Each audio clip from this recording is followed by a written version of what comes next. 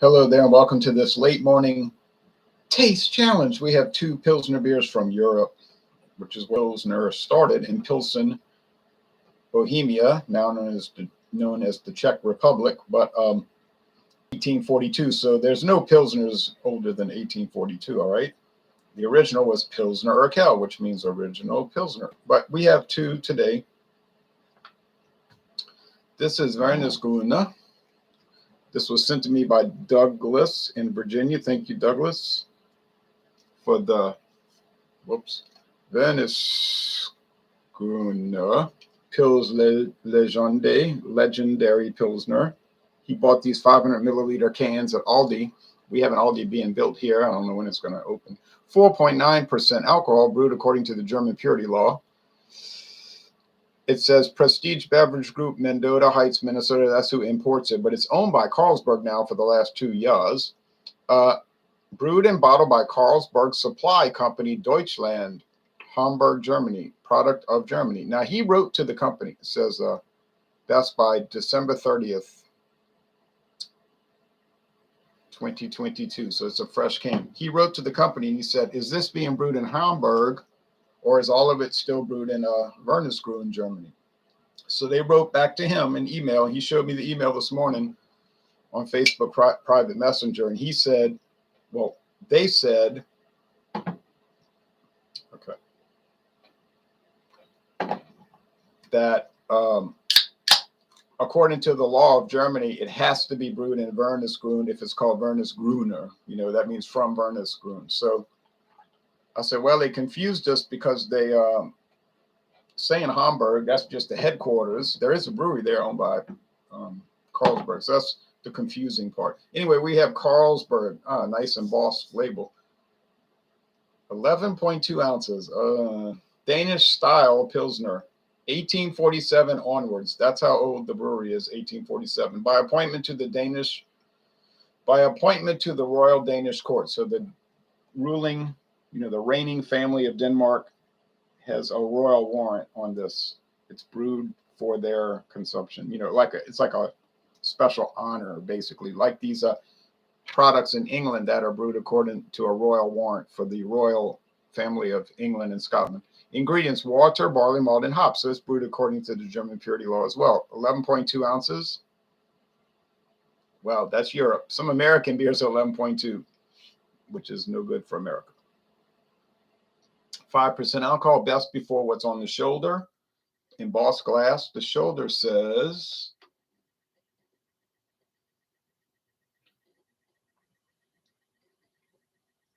I think it says, it's knocked off. I can't tell. It got, the paint got wiped off. I think it says May, but can't be sure. I'm not going to try to be sure. Okay. So Carlsberg, 1847.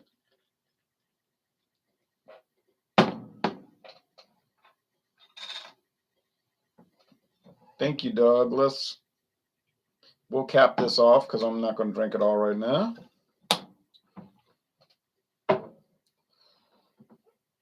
Well, my other glasses, I broke one of them. I was cleaning it yesterday with some good hot water and soap. It slipped out my hand.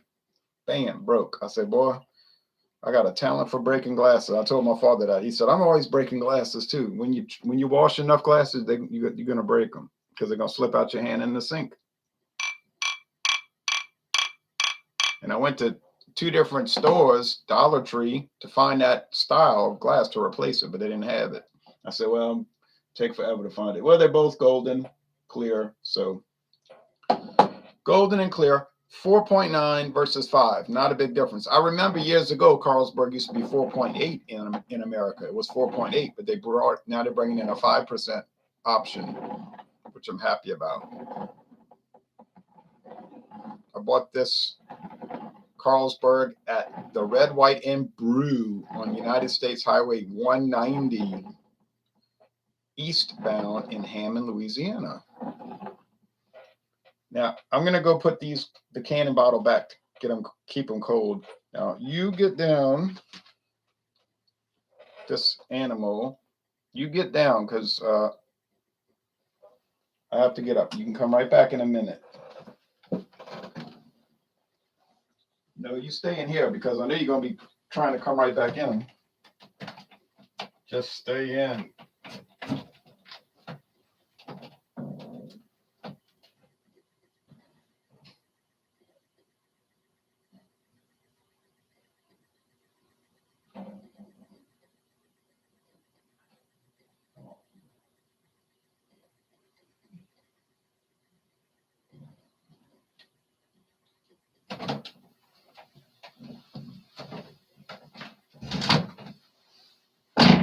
Come here.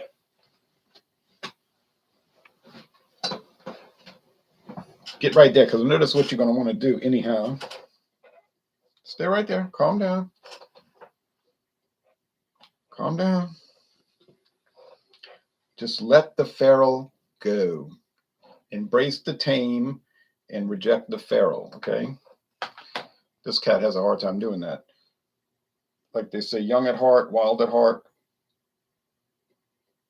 Yeah, I hear you. Brr, brr, brr. All right, I didn't ask for this, believe me. I told the old lady, don't feed him because he's never going to leave. She fed him, and then she died, and now I'm stuck. Okay, no fault to her. She was 91 years old. David Arthur, hi, Ron, buddy. Maxwell, hello, Ron. Michael Hill, good morning, Ron. East Coast LQ Reviews. I saw y'all's videos last night. Well, I actually watched it today, but I never had any of those beers except for the Heady Topper, which is great. I thought 90 was too low of a score. 90 for Heady Topper? I gave it a 98. But anyway, and then I had the San Miguel.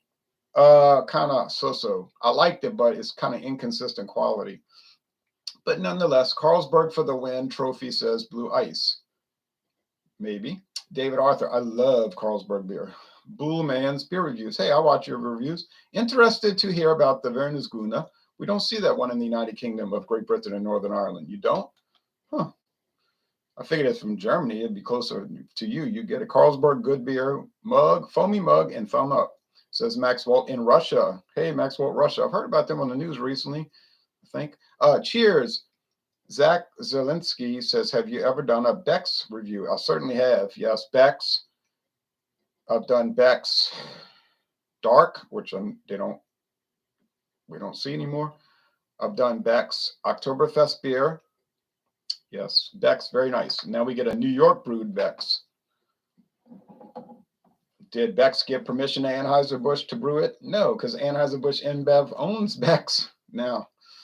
You don't have to give permission to yourself. All right. Here we go. See how long this goes before I break these glasses. Already broke one of them. I like them to be clean, so I'm like, really getting them clean and they slip. So pretty soon I have to drink these out of a plastic cup. Maybe that's not a bad idea, and then just throw them away after. Aroma. Biscuity cracker. Oh, yeah.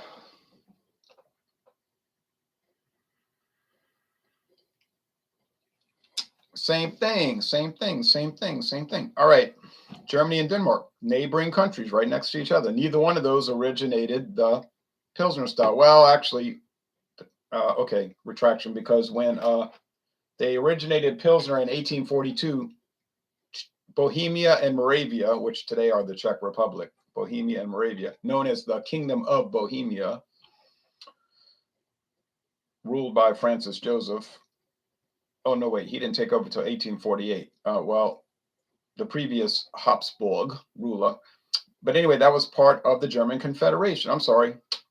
So Bohemia, meaning the Czech Republic, was part of Germany until 1866, the German Confederation. Sorry about that. But not after that. Well, for a little while, 1939 to 1945, against their will, but that goes happening right now over there in Eastern Europe, one country being persecuted.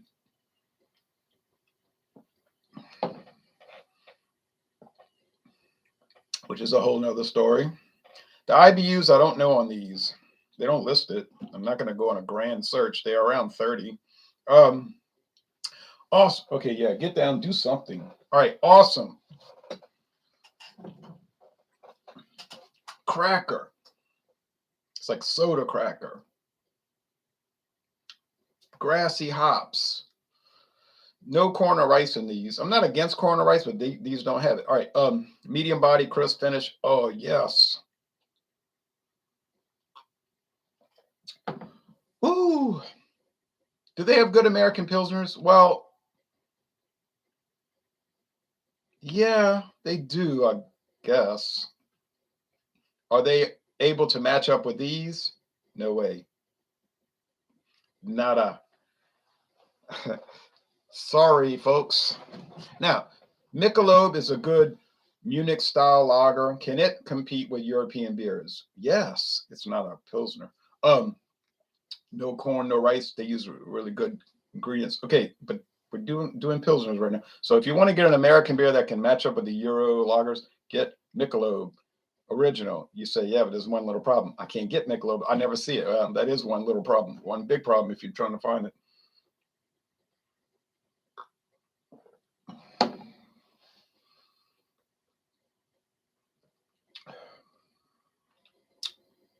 Okay. Not as much biscuity malt. Not as much hoppiness. There's some creamy sweetness, but these certainly do not taste the same. I'm sorry to say. Oh, Wernesgrüner, the 1400s. It started, what, 1436, I think it said, McCann. That's during the days of the First Reich, the Holy Roman Empire, which was mainly based in Germany. It was an attempt to recreate the Western Roman Empire. It didn't exactly work out. But they also had territories like Belgium, the Netherlands, Luxembourg, which at that time was just called the Netherlands, by the way. One big country, the Netherlands. Northern Italy was all part of the Holy Roman Empire, down to the bottom of the Papal States, Sardinia Island, I believe. No. Yeah. What am I saying? Trieste, that area, which is now in Slovenia. Well, Slovenia was part of it. Yes. Slovenia. Austria, of course, because the Habsburgs lived in the Grand Duchy of Austria, which ruled its own empire, the Austrian Empire, but Austria itself was a Grand Duchy ruled by a duke, a Grand Duke. Liechtenstein, Prussia, except for Eastern and Western Prussia, which were outside of the empire. Bohemia and Moravia, non-German areas mostly, which were inside of it.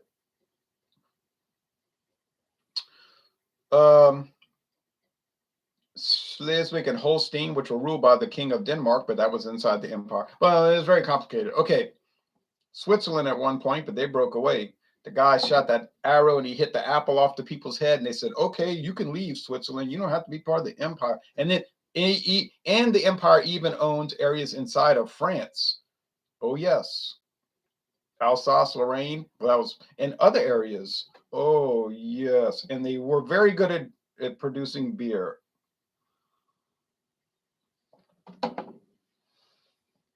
And classical music.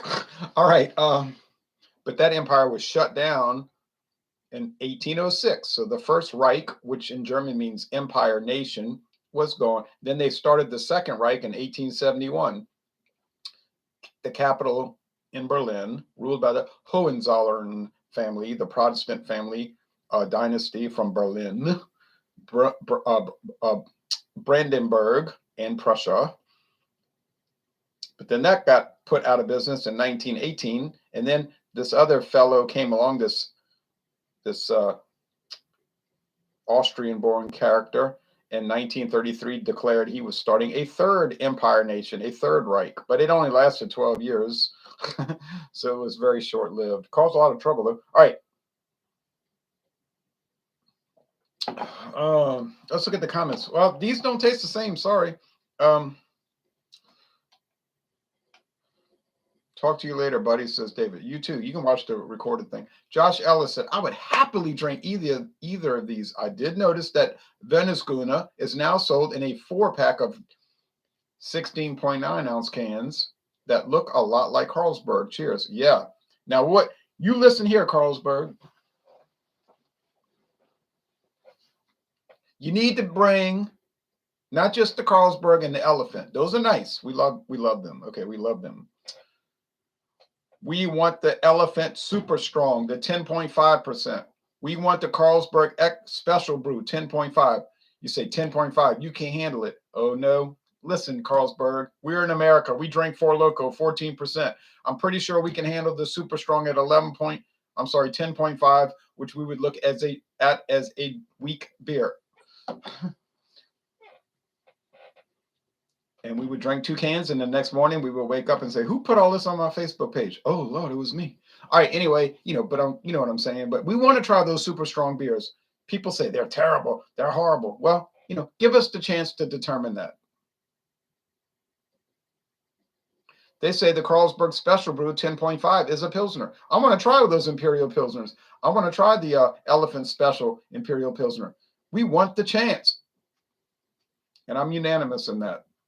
D. Watson says, I've been getting Carlsberg lately and I'm really enjoying it. Jason Cleveland says, oh, excuse me. Good morning, Jay. What did you give up for Lent? I gave up liquor for Lent. Whiskey of any sort, brandy, rum, tequila, mezcal. It's all given up. Not touching it until Easter Sunday. I was aggravated, not aggravated per se, but I was missing it. Yeah, that's a good word. I was saying, oh man, I wish I was doing a taste challenge, Dawn Buster's taste challenge this morning, with whiskey. I got that Irish whiskey. I said, well, if you didn't miss it, it wouldn't be a penance. Like it wouldn't be a sacrifice, So, it'll be fine. I didn't give up liqueurs. I didn't say liqueur. I only drank those little tastes once a week. So that wouldn't have mattered anyway. I didn't give up beer.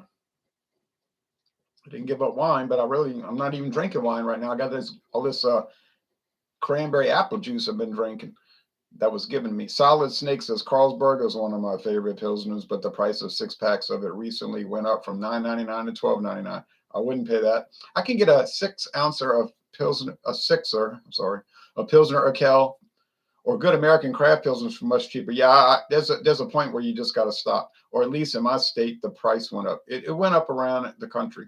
Jason, Jay, when I lived in Ireland, 04 to 06, we used to drink Carlsberg on draft all the time. Heineken was more popular, though. I'd love to try the draft version. Greetings from Poland. No more wars, says 100 Novani. Well, y'all know my alternate channel is called Anti-War. That's the name of my alternate. I don't put much on there, but it's called Anti-War. So you know where I'm coming from. But some people get angry at me about being anti-war. They're telling me if I'm anti-war, that means I'm a bad person, full of hate, prejudice, and all kind of other nasty things. I said, golly gee, you think you would get picked on for being pro-war, but no, you catch the HELL for being anti-war. Isn't that amazing? We have Carlsberg Draft at the Mellow Mushroom in my town. It sells really well. Solid beer, says Bob McNeely. I'd love to try the draft, y'all. All right, let's call it. Let's get this. Enough's enough. I got to eat some food. I'm hungry. It's lunchtime.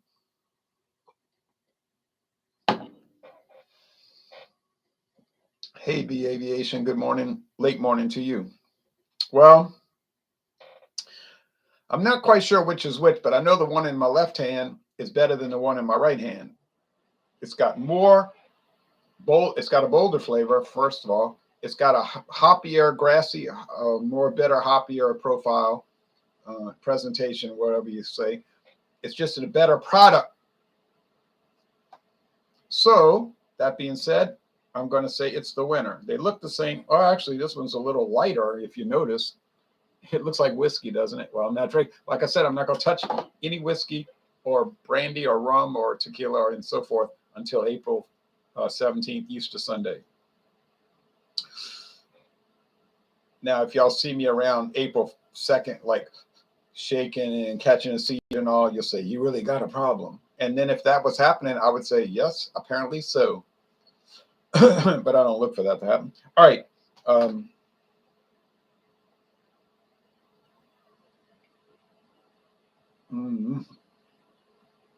yes. I'm thinking this is the Carlsberg, and it's the clear and present winner. No knock against Wernesgrüner, but it's just not holding up. Oh, sorry, folks. That's the Wernesgrüner. Deutschland über alles. As they say on TV. Oh, well.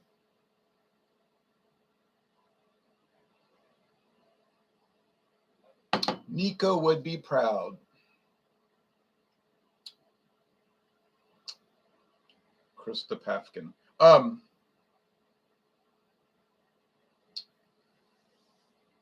In my defense, and in this case, there is an excuse. Now, in some of these I fail. There's just no excuse, but I don't really drink these a lot. I don't have exactly an enormous amount of experience with either one, although my experiences have been good.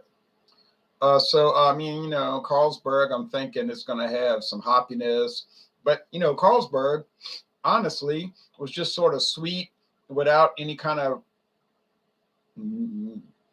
real noticeable bitterness. And frankly, if you gave this to me blind, I would not think it was a Pilsner. I would just think it was a Euro lager. So, well, that's the way it goes.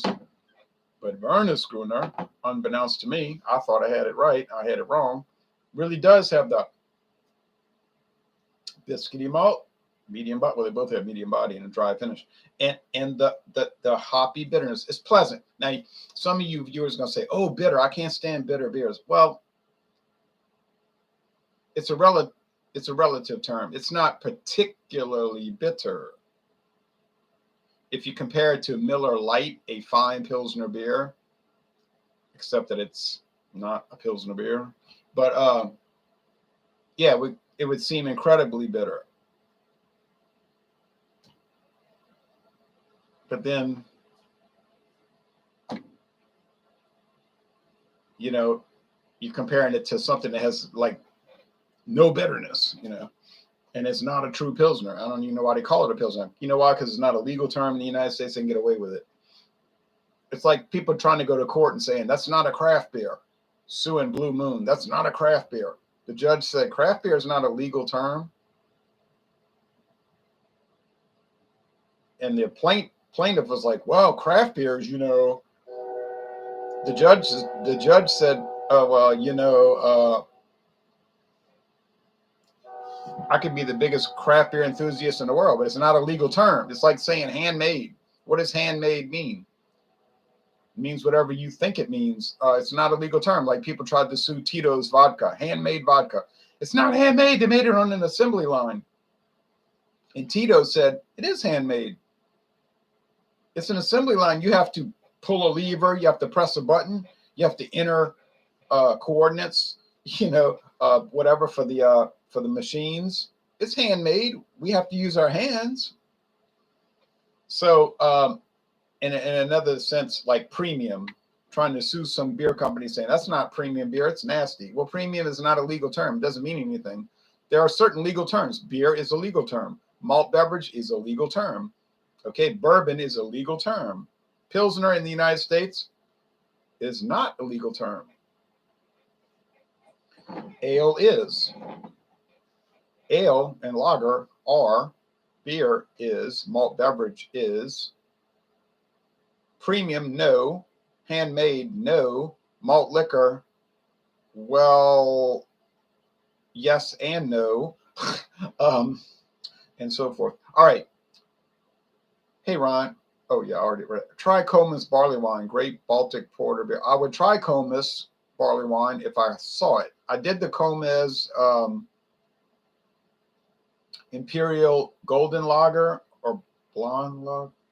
I'm sorry, Imperial Golden Ale or Blonde Ale. That was awesome. If that was about as close to 100 as you can get. It was so good. Most craft beer companies would beg to be able to produce a product like that. From Fortuna Brewing. Unreal. Unreal. I got to buy a bottle, let my friend David do a duo review. It is unreal. Unreal. I mean, it's real because I drank it, but it's just an expression, not a legal term. All right. How big of a difference in alcohol by volume does there need to be for you to tell a difference in taste? That's a good question. And I don't know the answer. But you would assume that you wouldn't drink a 10% Pilsner, Imperial Pilsner, and then think it was the same as a 4.8. I mean, it just doesn't seem reasonable. It wouldn't happen, no. Sorry, coughing, I'm sniffling. Ronnie S., and I'm not sick. People say, oh, you're sick, all right. It was supposed to warm up to like 74 degrees, but I don't think it's going to happen. It's damp, it's chilly, and miserable. To me, it is. Ronnie S. says, the great game, the Crimean War. Yeah, we're about to get to that. If y'all want to see all that, I'm putting that on Facebook. I do a post every day or every other day called The Roots of the Conflict, Part 5 today, Part 5. Talked about how King James II, or James VII of Scotland, was overthrown, the last Catholic king of England overthrown, and replaced by a new, if you want to call it, regime. And their new program was world management in 1689, starting in 1689. You say, what do you mean world management? Well, manage the world, which is a nicer way of saying run the world.